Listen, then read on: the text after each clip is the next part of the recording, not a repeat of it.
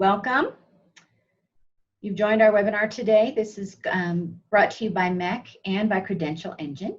The name of the webinar is Technology Services for a Connected Learn and Work Ecosystem, results from the Midwestern Credential Transparency Survey. Welcome.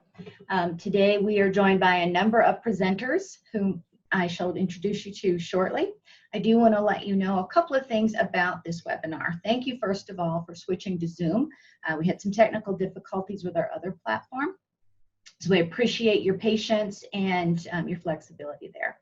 Second of all, you should know that the slides are attached to an email that you will get after the meeting. So if you were wondering about that, please don't be concerned.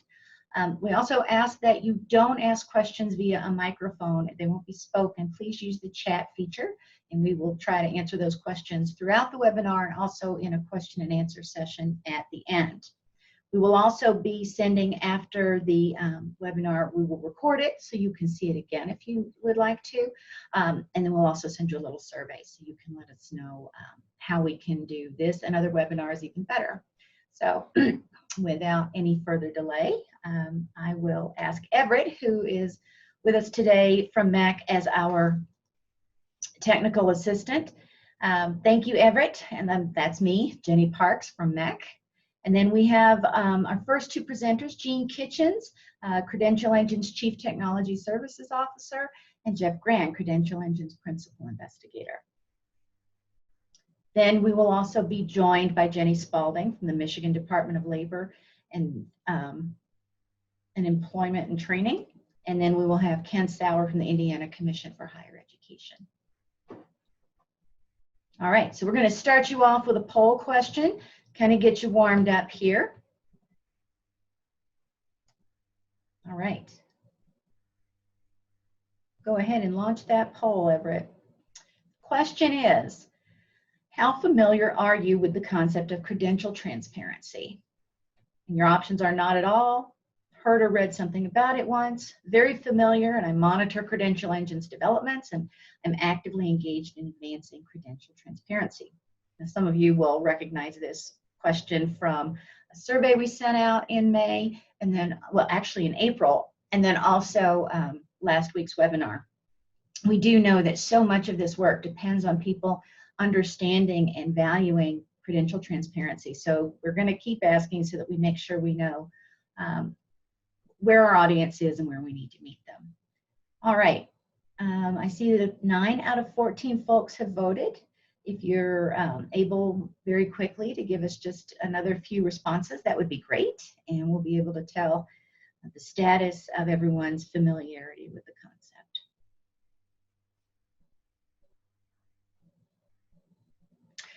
All right, well, I see we've got 10 out of 14, that's pretty good. All right, so we've got, no one is unfamiliar entirely with credential transparency, which is great.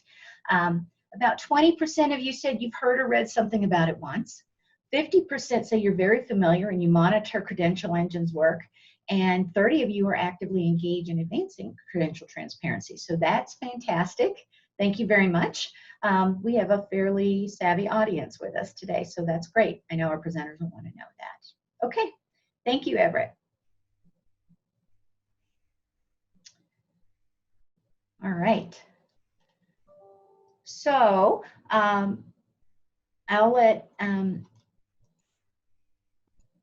I will now turn over everything to Jeanne Kitchens, the Chief Technology Services Officer for Credential Engine. Welcome, Jeanne. Thank you, Jenny. Appreciate it. I'm getting some reverb. Do I sound okay? Can everybody hear me? You're good, yes. Okay, good.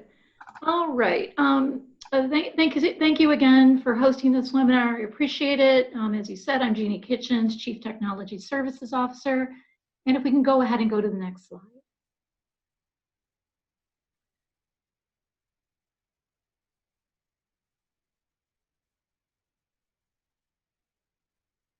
I am not seeing the slide advancing.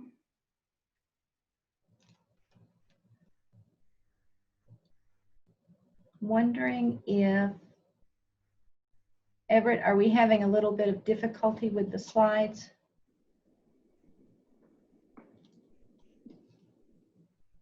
Thank you, Jeannie. Again, we had to switch very quickly, so we will get this resolved.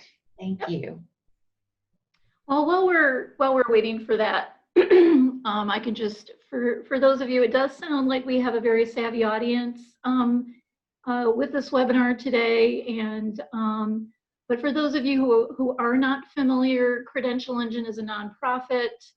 We are community built, meaning that our technologies, which I am going to introduce you to today, are all designed and built through collaboration with advisory groups and experts from all over the United States. And we are data driven, and what we want to do is the work that we do is to support our mission, which is oriented around credential transparency and literacy. We do that through providing a common infrastructure of open technologies that is designed and hosted by Credential Engine to be nationally scalable. And I am going to provide an introduction to those technologies.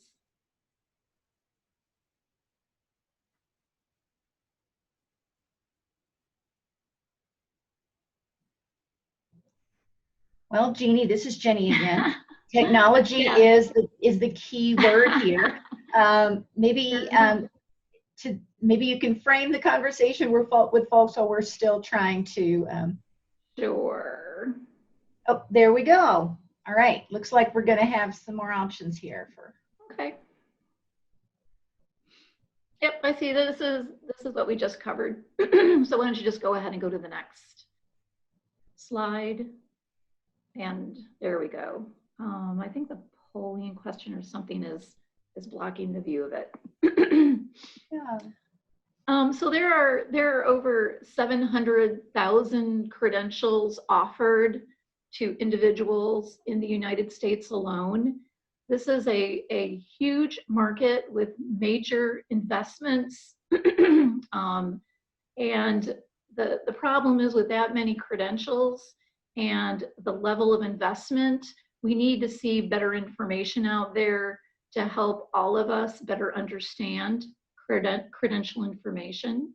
And that's what we mean by transparency. Yeah, you just need to hit the back. Yeah.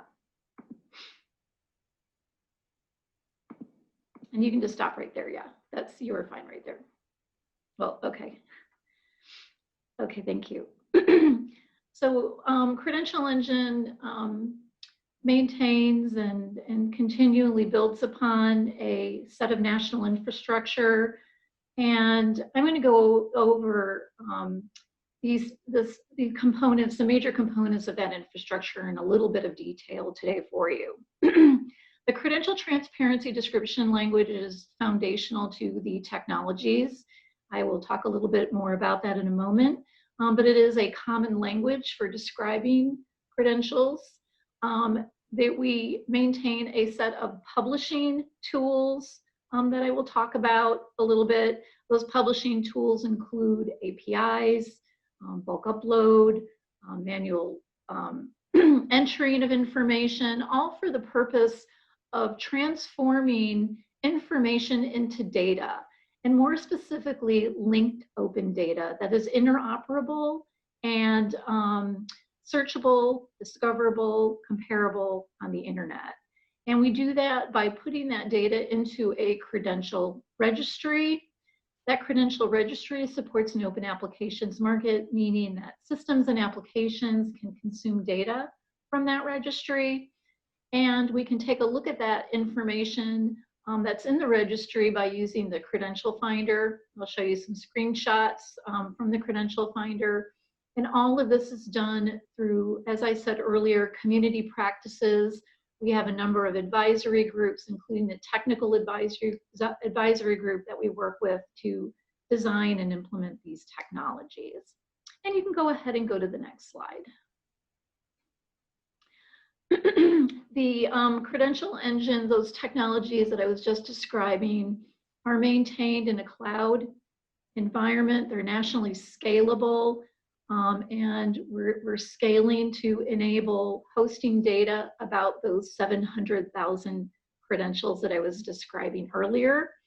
This is just a high-level overview that gives you a good idea of what those technologies consist of, including managing accounts, managing the credential transparency description language schemas, having multiple options to publish, meaning to transform or convert information into linked open data, a set of registry services for making that linked open data available to publishers and to other systems. And we do that through a graph search. And I think we're having a little difficulty with the presentation. Hi, this is Everett. My internet died there for a while. If you make us co-hosts, we can do the slides, by the way. So this is the credential transparency description language. The credential transparency description language is you want to think of it as a dictionary, where with a dictionary you can use as many or as little words as you like as you're communicating, whether verbally or in writing. And this picture on the right gives you a good idea of the types of information that we can describe with the credential transparency description language. So for example, what do we need to unpack about credentials? We want to know how much it costs to enroll in programs that prepare us for credentials. We want to know how long it takes. We want to know how they fit into career pathways.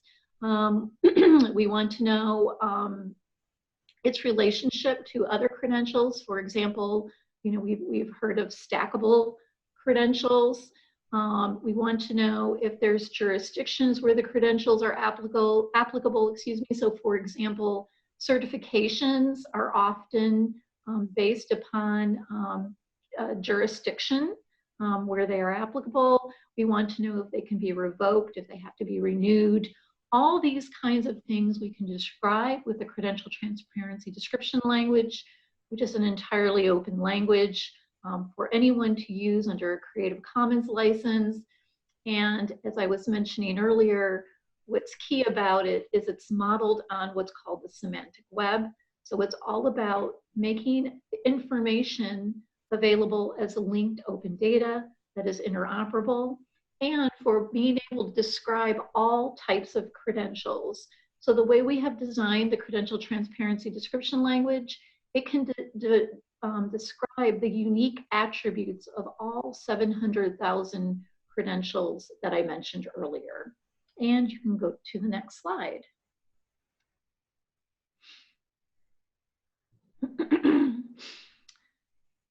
So this all begins with publishing to the registry, and we support a number of tools for enabling this. So for example, states can publish information to the registry as what we call a third-party publisher or a trusted partner on behalf of the organizations or the credentialing offerers that they are responsible for approving programs for in their state. Credentialing organizations can directly publish their own credentials. What we do not do is aggregate credentials. So we're not Google going out there and simply aggregating other people's information. We are asking the offers of that information to publish it in a way that makes it usable for search engines such as Google to use. And it's really quite easy to begin. You begin by setting up a Credential Engine account, selecting from the publishing tools that are available. Those publishing tools include an API for structured data in a database. So this would require some technical work on the publisher side. A bulk upload that is very non-technical. You have to have knowledge of the credentials and be able to upload information using spreadsheets, and manual entry for very small quantities. And again, the whole reason to do this is to have a location to manage this information. So once you have verified that it is correct, you can publish it to the registry. You could publish it to the web. You could use it in your own environment as well. So that is a quick overview of the publishing tools, and what's most important to know is that it does allow management of the information, so nothing ends up in the registry until the publisher of that information is ready for it to be shared. And it's the same information that you would have on your website. So it's public information. It is not information about individuals who earn credentials. We do not publish any personally identifiable information to the registry. And if you want to go to the next slide.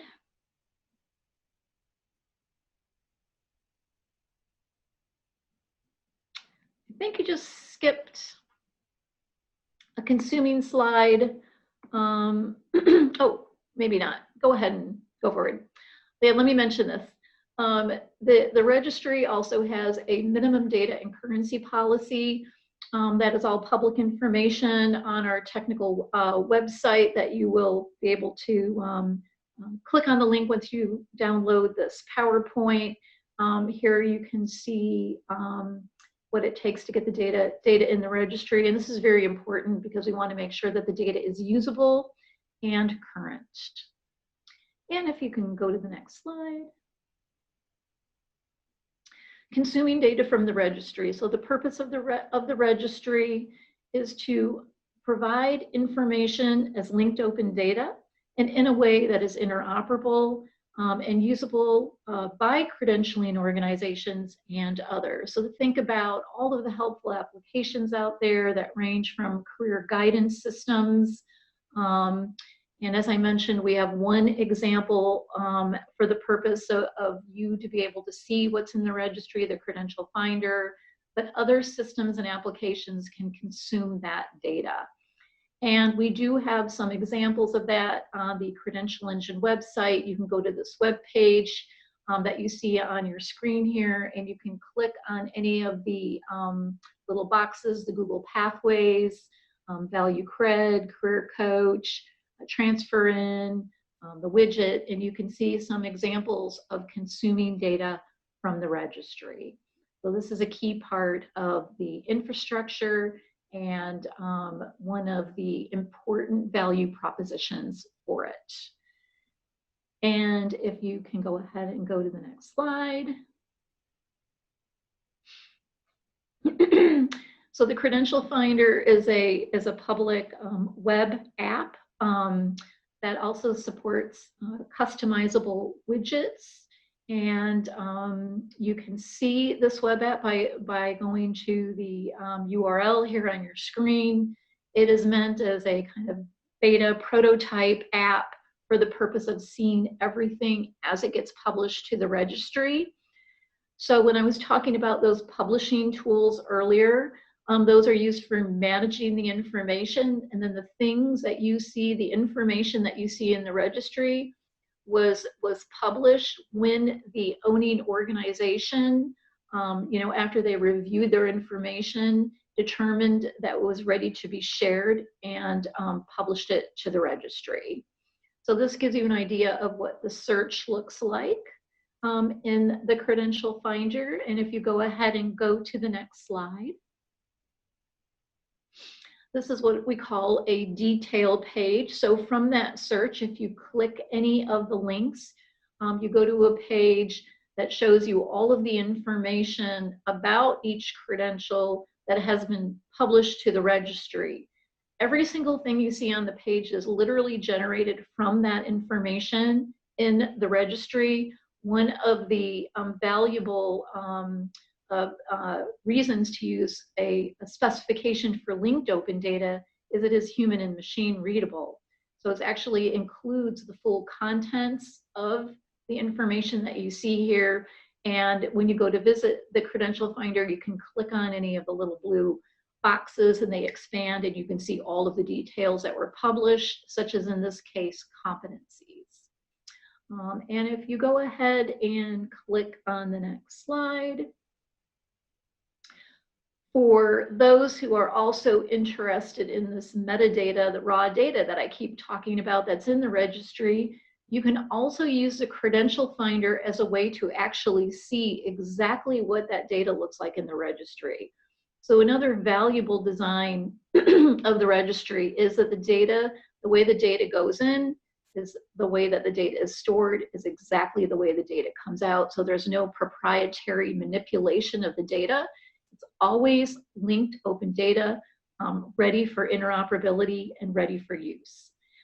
And so in the bottom right-hand corner of each detail page, you'll see a little icon. It's for JSON LD, which is a serialization for linked data. And you click that and you can see the raw metadata for each one of the published credentials in the registry. And you can go ahead and go to the next slide. This is an example of a customizable widget. And so, for example, this one that you're seeing here is for a university that created a widget that contains only the credentials that they offer. The state of Indiana has a widget on their website that would be for limiting the credentials to Indiana offered credentials. We also have another example, a retail and hospitality widget that is through a project that is interested in helping people understand all the different types of retail and hospitality credentials that are available. And so the point of the widget is that it's a very low-tech way where you don't have to design a web page. You can take a customizable widget and embed it in your website, just like YouTube videos. So YouTube videos, you can take a little code snippet, copy paste it in your website, and it looks like you're hosting it. That's exactly how a widget works. You have an interface where you get to decide what you want it to include, and then you can put it on your own website. And next slide. For those of you who are interested in more technical information, we have a technical website, and it is makes the information on the credential transparency description language schemas, the API, all things technical, completely transparent to users. And so it's meant for anyone to look at and utilize this information. So you can take a look at that site if you're interested in digging in deeper into the technical information that I very broadly just covered. And if you go to the next slide. And so just a couple of notes, because we always get these questions. As I had mentioned earlier, we do not publish any personally identifiable information in the registry. We do not issue credentials to students. We describe credentials that are offered. There are no fees for commercial use. And as I had mentioned a few times, our technologies are under open licenses, part of the value proposition for working with Credential Engine. And I think I have one more, a polling question.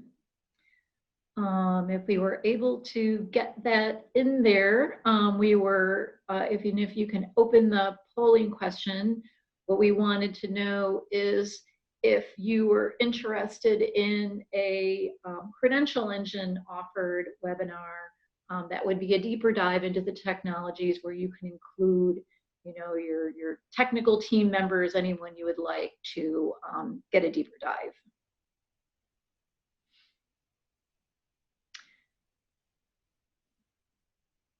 And that is my part of today's session. I don't know, Jenny, if you wanted to go over anything else or move on to the next speaker. Yeah. Thank you, Jeannie. Yes, I want to see what we've got for some polling results. Thank you so much. And I think we've got some of our technical difficulties ironed out. So I appreciate your flexibility there.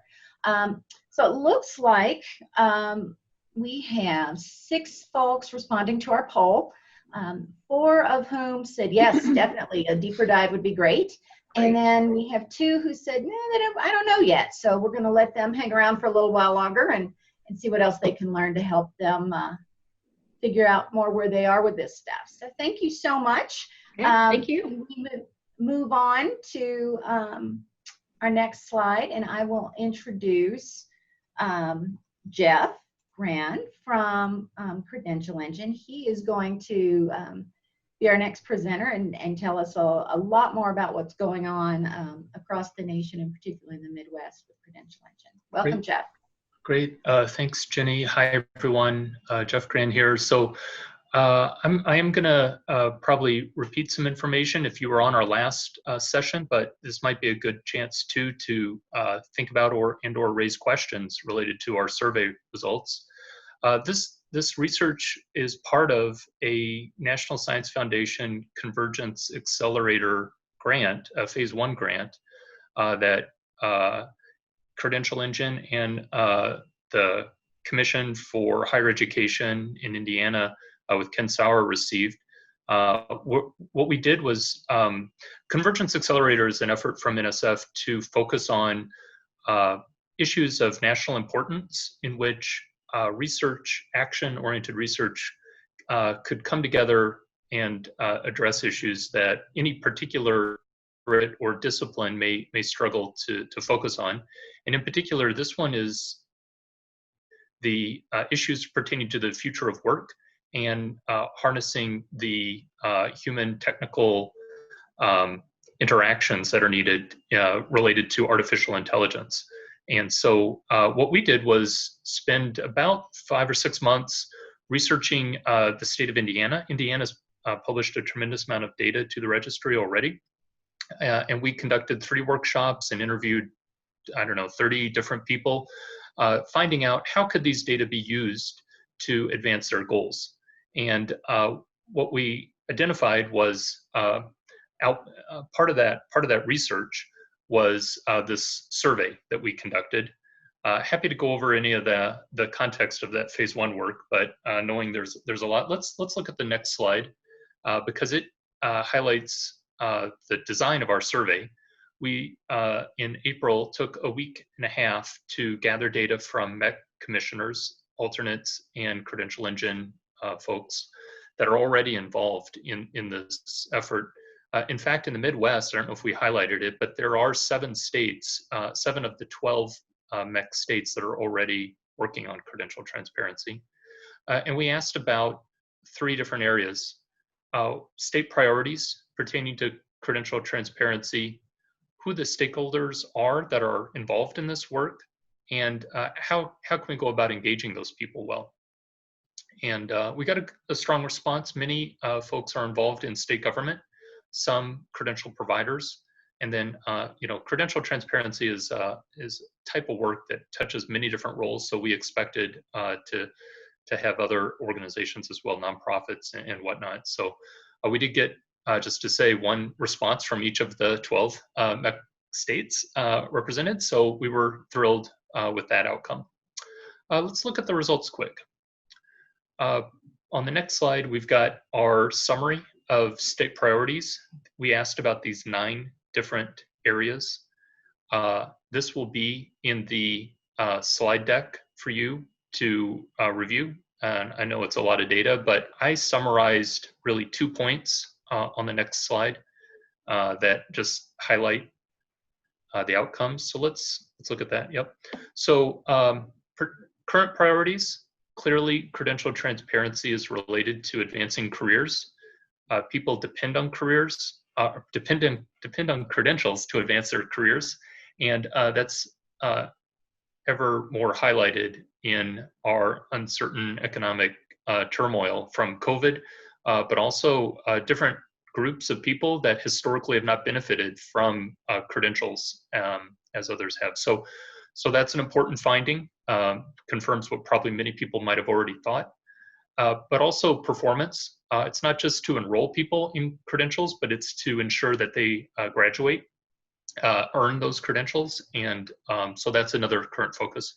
As far as future goes, people are recognizing a tremendous amount of resources are put into credentials from the public, from government, from individuals.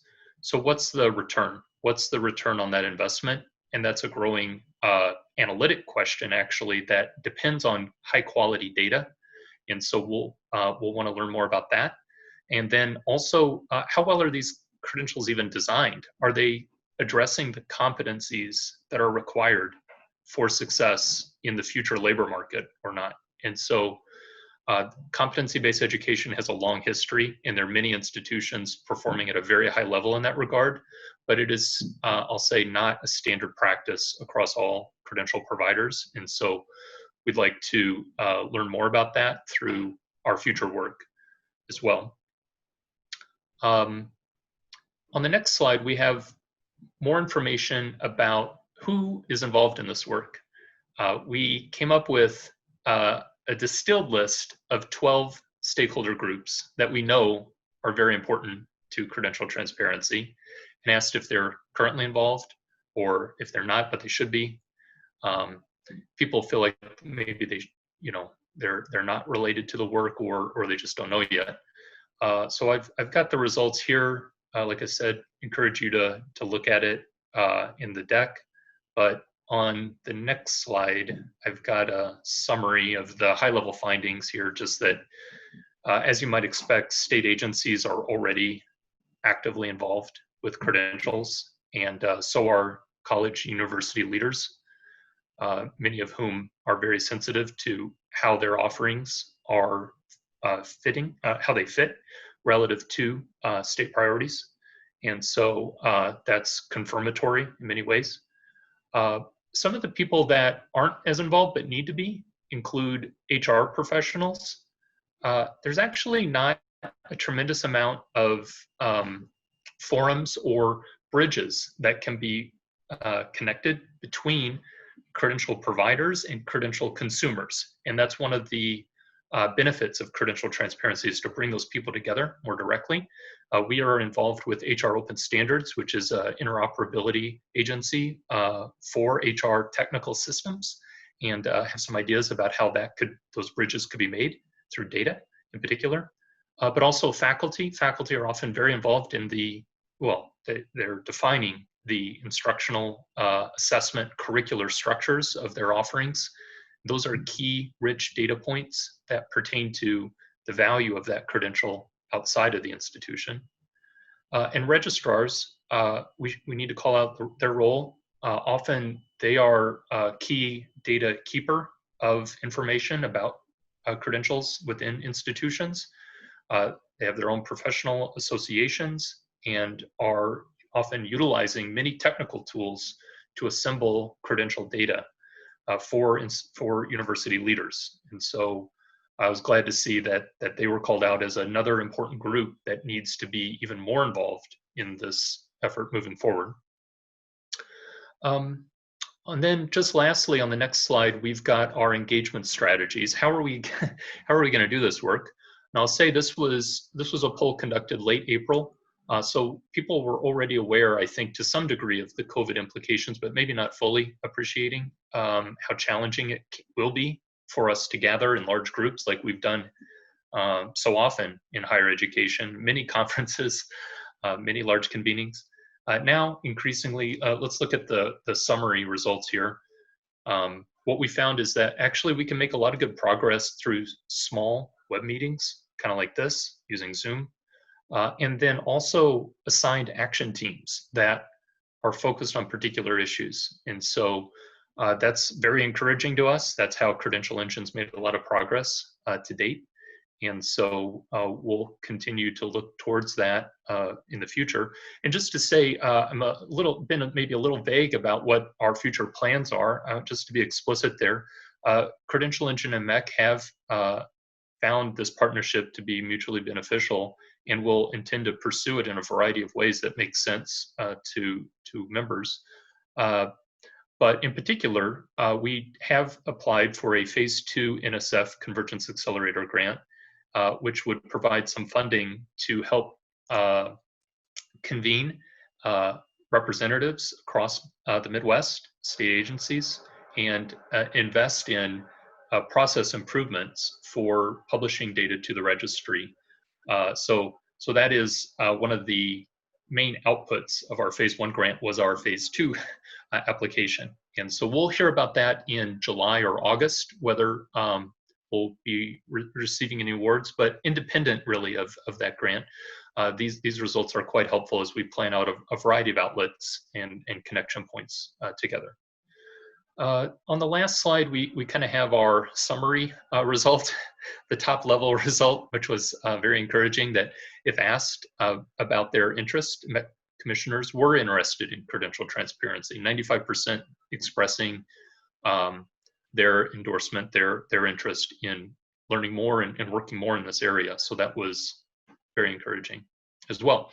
And to close, I thought just to round that out, we would see where we're at with this group, a more advanced group. We have another poll question for you to respond to.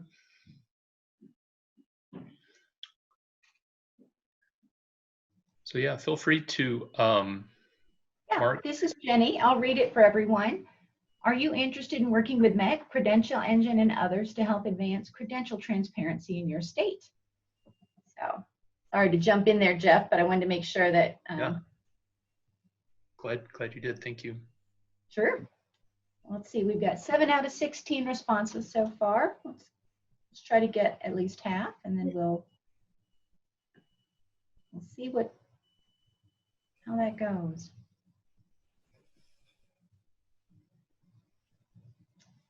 Well, I am not seeing additional votes coming in, so we'll go ahead and talk about the responses now. So, are you interested in working with MHEC, Credential Engine, and others to help advance credential transparency in your state? We have 71% responding yes, and 29% saying, I don't know yet. So good. Let's keep talking to them about some of those opportunities. We'll go next. Fantastic. Our next slide. Yes, there we go. Yeah, fantastic. Thank you, Jenny. Yeah, thank you, Jeff. That was interesting. So now here we're going to have a chance to see some of the work that's actually been done in a few of the states, and it's really exciting to see the differences in the way they do things, and yet they come out to this same wonderful outcome. So I am going to welcome right now Jenny Spalding from the Michigan Department of Labor and Economic Opportunity. Welcome, Jenny. Good, thank you. Good morning from Michigan. I'm so excited about this project. If you'd advance one slide. So last week, our department lead, Marsha Black-Watson, who had written for this grant and to be involved in this project, we wanted to make sure that we covered our business cases as submitted to Credential Engine for Michigan. They elaborated on 3 business cases. We want to expand the registered apprenticeships in Michigan to really unpack all of the embedded credentials that are included within apprenticeships. And we also wanted to be able to enforce our departmental public workforce information systems within our own agency, as well as looking at opportunities within Department of Ed or other systems that use that. Internally, we have our Pure Michigan Talent Connect, which we call PMTC, which is our federally required labor exchange. So that's the application of job seekers and employers.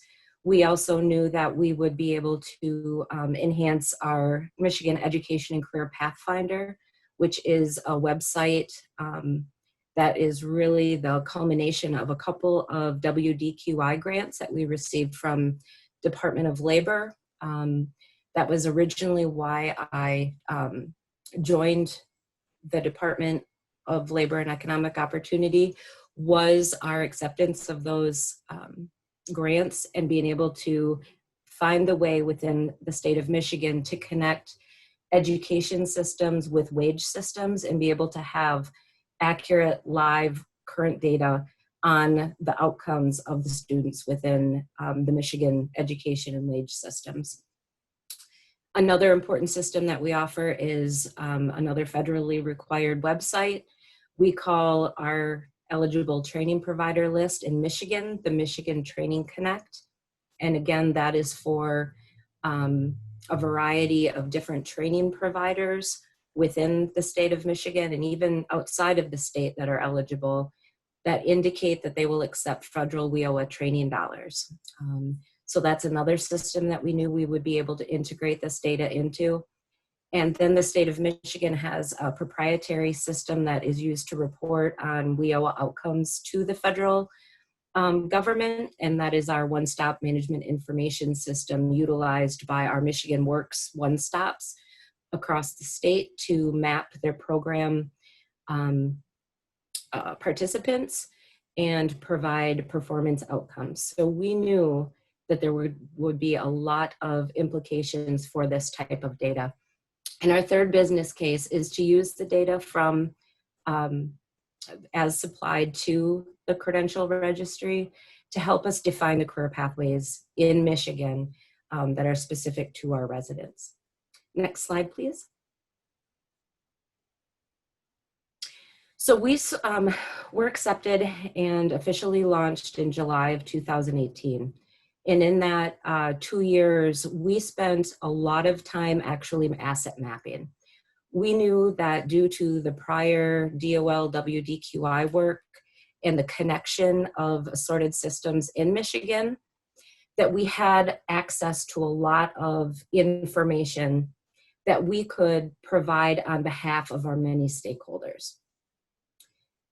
And in order to do those, we really needed to look at the different systems and decide using that common language that Jeanne described, and that's so crucial, is to find out who are the owners, who are those stakeholders. And we knew that because of our access to all of our systems in Michigan, we could go everywhere from secondary systems that we have access, either internally or through data sharing agreements, all the way to post-secondary. We also knew that in our research that a lot of the licenses required to work within Michigan are actually issued by state departments. So we knew that there would be a lot of assistance needed to our fellow departments to enable us to, again, help them to be transparent in the process of those necessary licenses and certifications to work. So we, through extensive mapping of the systems and the stakeholders, spent a lot of time in identifying those different sections. So we looked at it as a phased approach. That first stage we used last year when another WDQI grant came out. We actually wrote a grant to, sorry, my phone dinged, it was listening to me talk. So what we did was we wrote into our WDQI grant that we would like a temporary staff to be able to help those state departments to publish.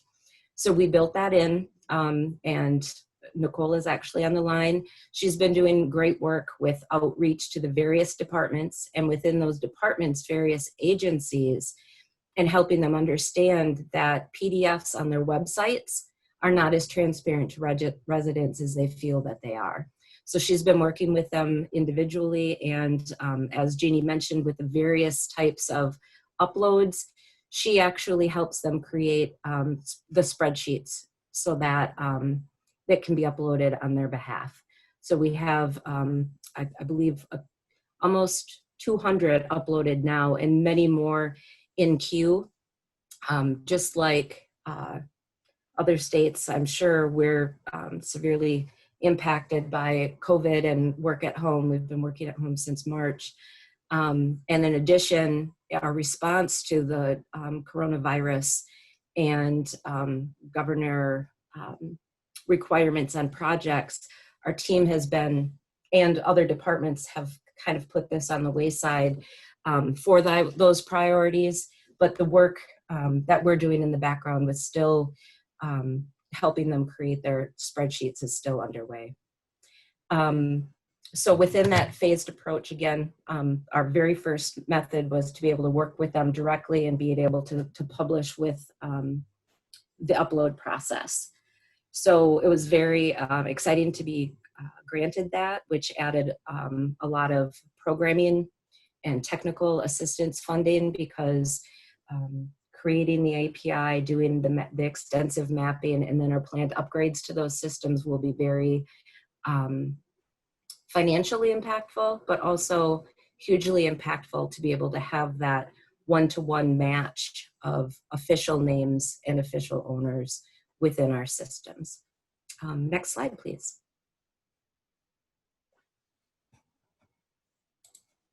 Okay, so as I mentioned, our second piece, while the first is also going on, was to work with our programming team to create a single API connection from our access to all of the state systems that we have available, to find out where in all these disparate databases where the data lives, so we could at the bare minimum meet the minimum requirements, and for some databases where we include more of that information, also map that. So that was scheduled for this summer. It's been pushed back to, well, actually it was for the spring, and now it's been scheduled for later in the summer.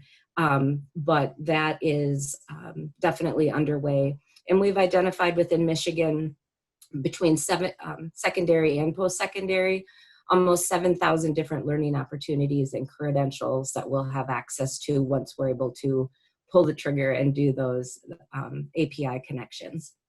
And then the third piece, obviously, is in order to do that upgrades to our systems and utilize the information, is to create that API consuming connection to be able to download information applicable to our Michigan residents.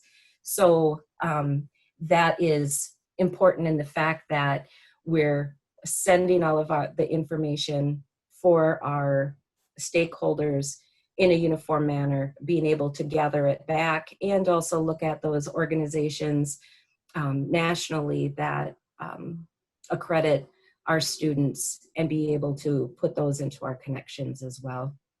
On the next slide. So the opportunities for Michigan, we're looking at being able to connect our training programs with certifications. This has impact within WIOA performance. There's many ways also to be able to indicate within our Career Pathfinder website what those next steps are after finishing a training program, if there is a certification or licensing step prior to working. We're looking at being able to assist in various credential evaluations that are being done across state education and workforce initiatives, meeting industry recognized standards, etc. This will allow us to be able to have those details about those, to really speak to employers, industry clusters, etc., and get feedback on what industry recognized means, or comparison of those credentials across programs. Within the data systems specifically, is to have those unified terms across industry, education, and workforce arenas. We are all looking at them sometimes in different terms, and to be able to have official names of certifications and issuers will be very important, and also allow job seekers to relay their qualifications in a similar terminology as what the employers in our Talent Connect labor exchange might need. There's so many opportunities for this information. And really that goes into the fourth bullet of allow everyone to communicate credentials in a common way throughout Michigan. So those are our projects. And again, we have our limited programmers sort of sidelined with some state projects that cannot be delayed, but our plans are in way, and we're very excited to continue. And the next slide. Here's some information. Again, I'm a specialist under talent information systems, working with a majority of the public information systems that I mentioned earlier. And if anyone has any questions, I would welcome talking everything credentials and data, because it's a passion of mine. So thank you.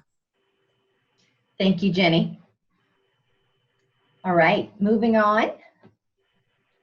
The next part of our presentation is about the work that's been done in Indiana. Also exciting, a little bit different. I'll introduce you to Ken Sauer from the Indiana Commission for Higher Education. Welcome, Ken. Thank you, Janie, and good morning to everyone from Indiana. Ken Sauer, Senior Associate Commissioner and Chief Academic Officer at the Indiana Commission. Next slide, please. So we've been at this a while, and we have published all of the credentials from the public sector on the Credential Registry. So that means all 2- and 4-year public campuses, all certificate and degree programs, both undergraduate and graduate. That's some 3,000 in all. We'd like to publish other kinds of credentials such as badges, but our focus really has been on the all of the certificate and degree programs. We have a few nonprofit private institutions on the registry. We will be reaching out to our independent association of private nonprofits to try to get more on the registry. We know there are several that are additional institutions that are interested to publish their credentials. We are in the process of adding more content to the information about the credentials that are in the registry. So we have all of the competencies associated with our Ivy Tech Community College or statewide community college system on the registry. As new programs are approved, we're publishing those competencies as well. And we're in the process of devising a strategy to publish competencies for all of our public credentials. In addition to that, we're making a lot of linkages. So we have an intern this summer, and a good part of her time will be spent on linking programs to licenses that graduates are prepared to earn once they complete their studies. We also intend to add additional information about accreditations associated with particular programs, specialized accreditation, as well as licenses, accreditation, and certifications, the other thing we want to add. So if a program leads to an industry or professional certification, we want that information to be on the registry as well. To the right, you'll see a couple of screenshots from the credential finder that Jeannie had mentioned earlier. I won't go into detail on that. Let's go to the next slide, please. I'd like to go over 2 use cases. This first one deals with high schools, and we're really excited about this one. We have some 400 high schools in the state. We want to get all of them on the registry. We started with 31 that are defined as early college high schools, which means that these have a special endorsement within the state. They meet a pretty high bar with respect to the academic and student support services that they make available, as well as information about tracking students and student success. And they have to offer at least one post-secondary credential. As a matter of fact, just about all of them offer multiple post-secondary credentials. So we now have these 31 high schools in the registry, and we have all of the post-secondary credentials associated with them. This is a new effort, though, and we're working with our high schools to try to integrate and coordinate the information that they publish on their own websites with the information in the registry. So what we would really like to do is have a kind of standard template that we would use for the post-secondary credentials that we would want the high schools to include on their website, which would then provide some contextual information for the particular post-secondary credentials available at that high school. In addition to that, since we're focusing a lot of attention on the high schools, we're also focusing attention on the career exploration software that the state licenses for all high schools and all Work One centers. High schools choose to license additional software applications that would provide career exploration possibilities. but we want to integrate the Credential Registry into those career exploration tools, and that would provide an important means for high school students not only to search and explore their career interests, but also then to link them to the post-secondary credentials that can help them realize their career goals. Next slide, please. The second use case, like Michigan, deals with the eligible training provider list. We have worked closely with our Department of Workforce Development, and had it not been for COVID-19, I think we would have had many, if not all, of the, I'm not sure how many, 1,000, 2,000 credentials that are on the ETPL, but COVID-19 did intervene, so that's kind of on hold. However, we made a lot of progress in collaboration with the Credential Engine team, as well as the Commission and Department of Workforce Development team. We have developed a guidebook which can help states to publish their eligible training providers. And it's also a way in which we can reach out to our training providers to explain the registry and to explain how they need to keep information up to date. Next slide, please. Okay, Jeanne already mentioned the widget, which indeed is really important. States want to display data for the training programs that are in their state, and we're no different. We also want to integrate into the widget, we have integrated information that we had in place before the work on Credential Engine started. So for example, as referenced here, we have a pretty robust transfer in website that has information about how courses, certificates, and degree programs, 2+2s, transfer. So we've integrated that information to the information in the registry. Next slide, please. So the previous slide emphasized sort of integrating existing resources into the registry. This slide demonstrates the need to integrate the registry into new applications that are being developed.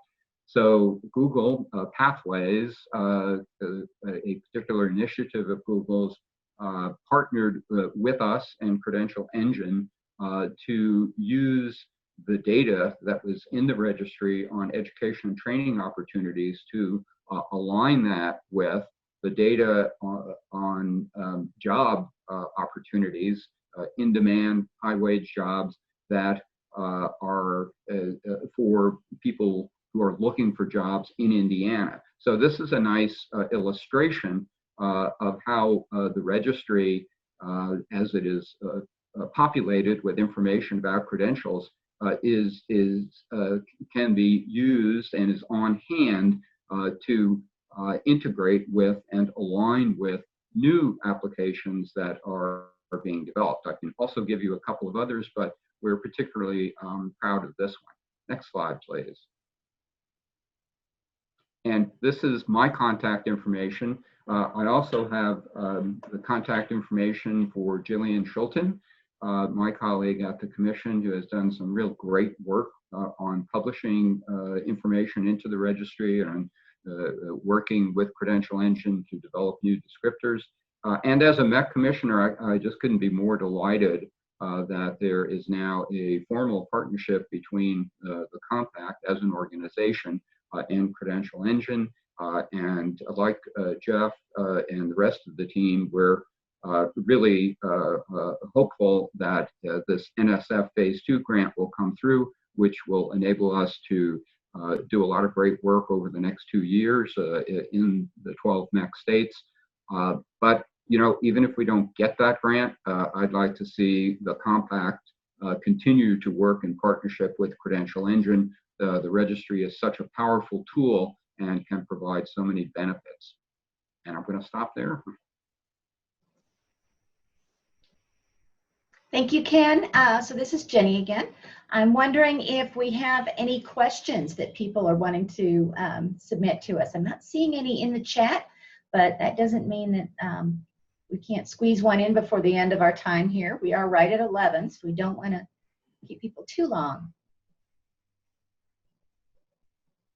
So I'll just give you guys a chance to put something in there.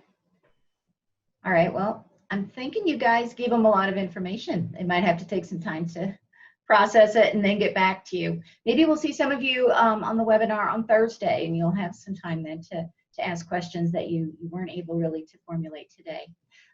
Jeannie is saying thank you to everyone who participated, and I'm saying the same. I will just let you know, you can see this webinar again on Tuesday. We will present it live at noon Central Time, and we just look forward to seeing you there or at other Credential Engine and MHEC events in the future. All right, take care, everyone. Bye-bye. Thanks. Bye-bye. Bye-bye. Bye-bye.